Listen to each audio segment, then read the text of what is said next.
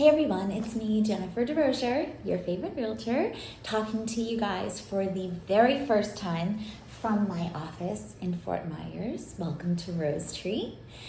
So I haven't done this in a little while, and I wanted to touch base and give you a true update on the market in Cape Coral, Fort Myers, and all of Southwest Florida. There are some crazy things happening out there. So we'll start with the easy stuff. We do have more inventory. If you've been house hunting and you feel like suddenly you have more options and there's less pressure to decide right away, that's because you're right. Right now we have an average of 3.5 to 4 months of inventory. That means that if everything froze right now, it would take 4 months to sell every single house in Southwest Florida. That number is an average, so it's lower in some places, higher in others, but that's our general average.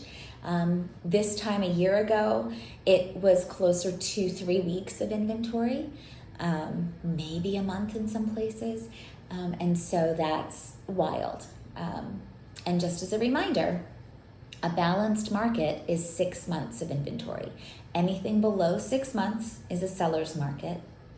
Anything above 6 months is a buyer's market. The higher the inventory, the more options, the more desperate a seller is to sell, right? So that's what it is to be a buyer's market. We are not there. It feels like we are because it's been such an intense market for so long, but actually it's still a seller's market, and compared to say 2017, 2018, it's a pretty good seller's market. Rates are stable-ish. If you have great credit, you're gonna get a rate in the sixes. Again, it's all perspective, so it could be worse. My first house was, 11, 12% interest. And that was an adjustable rate, so it got worse from there. Ironically, I'm currently still on an adjustable rate mortgage, but Ian did crazy things to everybody. So moving on. I want to talk to you about the Supreme Court because I don't know how to stay in my lane. So if you are not a news hound like I am, the Supreme Court ruled today that business owners are allowed to refuse service based on their moral belief system. So, a couple of things that I want to touch on, and the real reason for my video.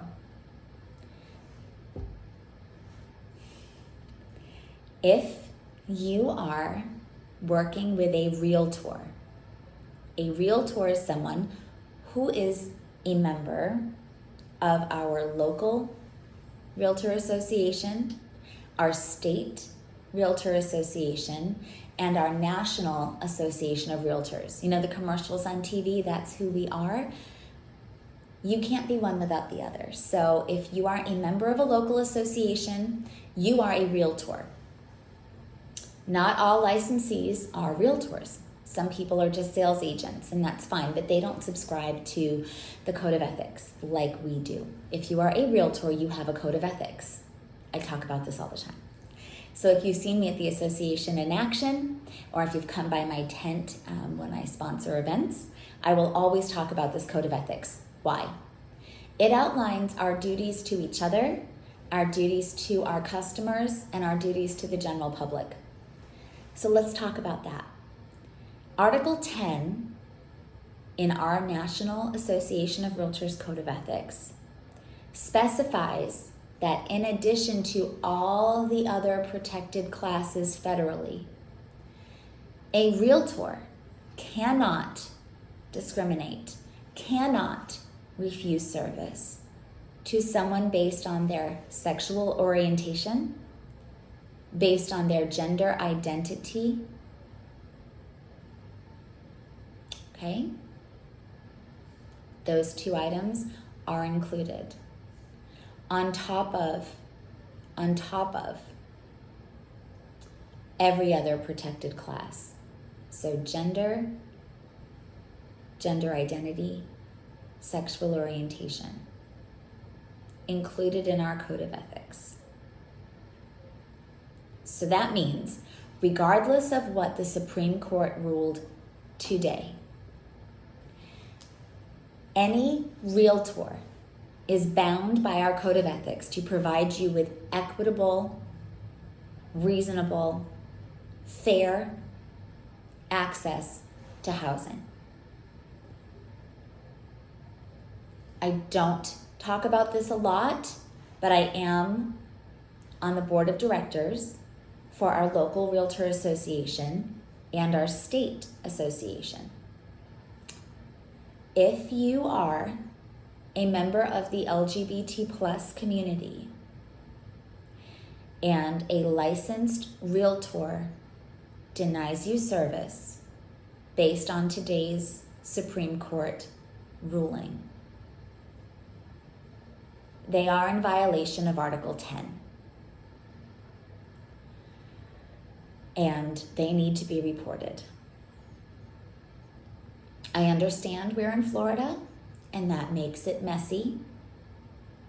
But even a Florida realtor is bound beyond our state and even beyond our federal guidelines. We are bound by our code of ethics. We are a member of a trade group. We have all taken a promise, taken a vow.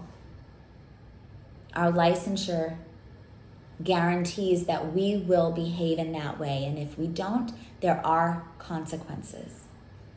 If you feel discriminated against, contact me, contact the Royal Palm Coast Realtor Association, contact the DBPR, myfloridalicense.com, contact Florida Realtors.